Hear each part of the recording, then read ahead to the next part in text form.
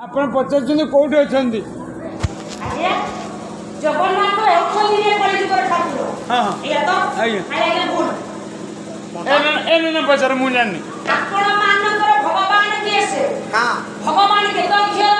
ଭଗବାନ ଚାରି ଅକ୍ଷର ଆଜ୍ଞା। ଆଜ୍ଞା ଭଗବାନ ଚାରି ଅକ୍ଷର? ହଁ ପଢିଛୁ। ନାଇଁ ଠିକ କଥା ତମେ ଭଲ ପଢିଛ। ଭଗବାନ ଚାରି ଅକ୍ଷର ନୁହନ୍ତି।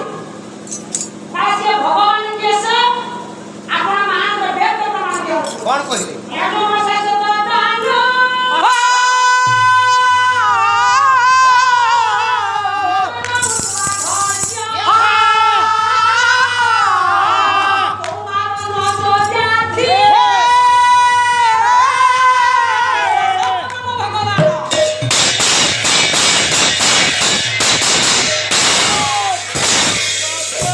ମାଡ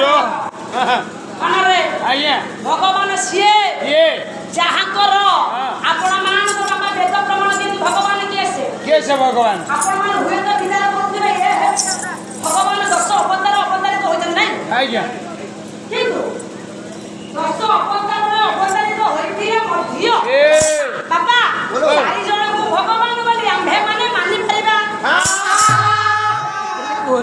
ସିଏ 4 ଜଣ କିଏ ସେ? କିଏ 4 ଜଣ? ଯୁଗ କିଏ କେତେ? କଣ ଗଧବାଳିଆକୁ ଆଣିଛି କେଜାଣି? ଆରେ କହ ଆମକୁ ଶୁଭୁନି କି ଦିଶୁନି ଆଜ୍ଞା। ଯୁଗ କେତେ ପଚାରିଲେ ଦିଦି? ଯୁଗ ହେଲା ଆଜ୍ଞା 6। ଆରେ କିଛି ଶୁଭୁନି? ଯୁଗ 6ଟା। ଆମକୁ ଶୁଭୁନଥିବ। ଆମକୁ ଆଜ୍ଞା ଆପଣଙ୍କ କଥାରେ ଯୁଗ ହେଲା ଆଜ୍ଞା 6।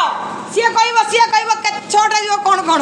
କଣ ତୁ କେତେ ଯୁଗ ଜାଣିଛୁ କହିଲୁ? ମୁଁ 4। କଣ କଣ ଜାଣିଛୁ?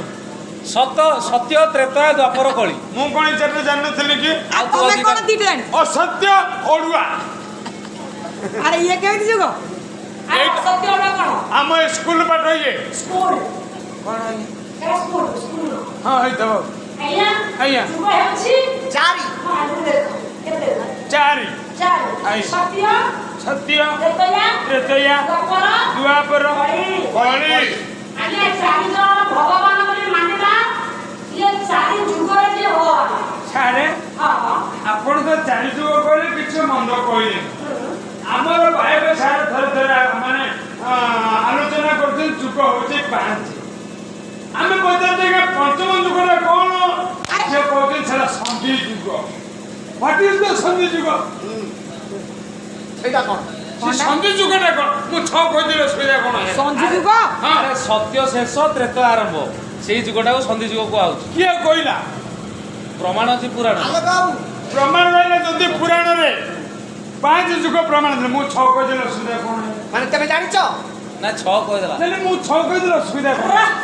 ସିଏ ପ୍ରମାଣ କଲେ ସିଏ ହେଉଛି କଣ? ସତ୍ୟ ପରେ ଆଜ୍ଞା ଆସୁଛି ତ୍ରେତୟା ତ୍ରେତୟା। ଆଜ୍ଞା ସେ ମଝିଟା ହେଉଛି ସନ୍ଧି ଯୁଗ। ହଁ। ତମେ ଯୋଉ 6ଟା ଯୁଗ ରହିଲା ଇଏ 6 ଯୁଗର ପ୍ରମାଣଟା କଣ?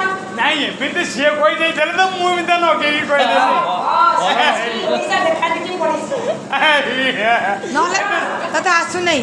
ଆଜ୍ଞା ଭଗବାନ ଆପଣମାନେ ଜାଣିଛନ୍ତି ଯେମିତି ଆଜ୍ଞା ମସିଆ ବରାହ ମସିଆ ବାମନ କୃଷ୍ଣ ରାମ ରାମ ଇଏ 10 ଅବତାରର ଅବତାରିତ ଅଛନ୍ତି ସତ୍ୟ।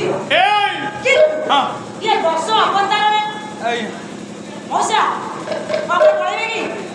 ନାଇଁ ମଉସା ଛେପ କାଢିବାକୁ ଭଲ କଥା ତମେ ଆମେ ପାଶ ଯିବୁନି ନା ଖାଇବୁନି ରାତି ହେଲାଣି। ନା ପଲିଥିନ ନେଇ ହଉନ ପାସ୍ ହବ। ବାବା ହଉ ଇଏ 4 ଯୁଗରେ ଭଗବାନ ଯିଏ ହଁ। ତାକୁ ହିଁ ଭଗବାନ ବୋଲି ମାନିବା। 4 ଯୁଗରେ ଭଗବାନ କିଏ ଯେ ଆମେ ତାକୁ ଭଗବାନ ବୋଲି ମାନିବୁ? ପରେ ସତ୍ୟ ଯୁଗର ଠାକୁର କିଏ ସେ? ଯେଉଁମାନେ ଆଜ୍ଞା ପ୍ରକୃତରେ ପୁରୁଷୋତ୍ତମ ହେଇ ଇଏ 10 ଭଗବାନଙ୍କ ମଧ୍ୟରୁ 4 ଜଣଙ୍କୁ ଭଗବାନ ବୋଲି ମାନିବା। କାହାକୁ 10 ଅବତାର ହୋଇଥିଲେ ମଧ୍ୟ 4 କିଏ ସାଙ୍ଗିଆ?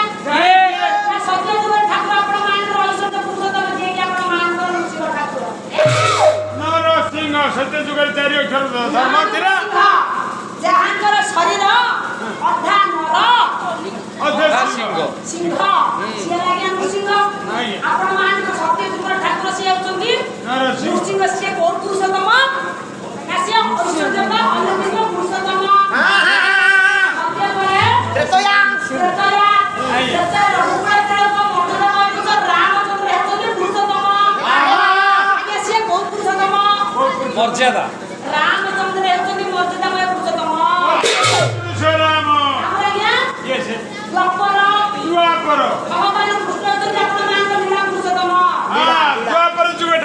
ସ୍ପଷ୍ଟ ସ୍ପଷ୍ଟ ପୁରୁଷନ ଲୀଳା ପୁରୁଷୋତ୍ତମ ଛାଡ଼ୁଛନ୍ତି ଏଥର। ଆଜ୍ଞା ଆଜ୍ଞା ଇଏ କଳିଯୁଗର ଠାକୁର କିଏ ସିଏ କିଏ ମୁଖ୍ୟରାଜା ହଁ ହଁ ଗୋହତ୍ୟା ବ୍ରହ୍ମହତ୍ୟା ମାତୃହତ୍ୟା ଭାତୃହତ୍ୟାର ଯିଏ ଧାର କରନ୍ତି ସିଏ ଅନ୍ୟ କେହି ନୁହନ୍ତି ହେ ତାହେଲେ କିଏ ସେ ସିଏ ହେଉଛନ୍ତି ପୁରୁଷୋତ୍ତମ ନିବାସୀ ହଁ ହଁ ଇଏ କାଳେ ବ୍ରହ୍ମ ଜଗନ୍ନାଥ ହେଲା ହେଲା ଇଏ ଜଗନ୍ନାଥ ଯେ ଭଗବାନ କିଏ ଆରେ ସେ କୋଉ ପୁରୁଷୋତ୍ତମ ଦେଖିବା ପୁରୀରେ ପୁରୁଷୋତ୍ତମ ଆରେ ପୁରୀରେ ପୁରୁଷୋତ୍ତମ ନୁହେଁ ସିଏ ହେଉଛନ୍ତି